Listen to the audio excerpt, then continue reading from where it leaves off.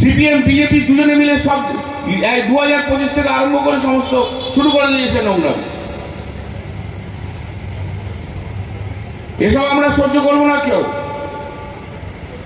এসব সহ্য করার জন্য আমরা আসিনি। সিপিএম এর বিরুদ্ধে আমরা অনেক আন্দোলন করেছি, তখন অনেক মার খেয়েছি। মার খেয়েও দল করেছি, আমরা দল করে মমতা বন্দ্যোপাধ্যায়ের নেতৃত্বে সিপিএম কে হটিয়েছি। পশ্চিমবাংলার এমন কোন জায়গা নেই, এমন কোন প্রান্ত নেই, এমন কোন গ্রাম নেই, এমন কোন পাড়া নেই যেখানে সিপিএম এর অত্যাচার হয়নি। আর সেই অত্যাচার আমরা সবাই মিলে রুখে দিয়েছি। আবার আমরা বলে যাই, এর পর যদি রিপিট করার দেখি না, সারা পশ্চিমবাংলায় তৃণমূল কংগ্রেস কিন্তু রুখে দাঁড়াবে।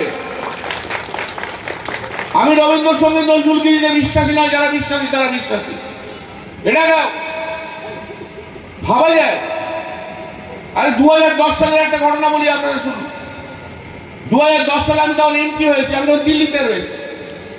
সুদর্শন রায়চৌধুরী ছিল শিক্ষামন্ত্রী, সিপিএম এর শিক্ষামন্ত্রী। চুচুড়ায় প্রোগ্রাম করতে গিয়েছিল, এই পাপ্পু ছিল। পাপ্পুরা ঘেরাও করে রেখেছিল। সুদর্শন রায়চৌধুরী আমাকে ফোন করেছিল। আমি এক ঝটকা বলে, আগে শিক্ষামন্ত্রীকে ছাড়ো, তারপর অন্য কথা হবে। আমরা এই কালচারে বিশ্বাস করি।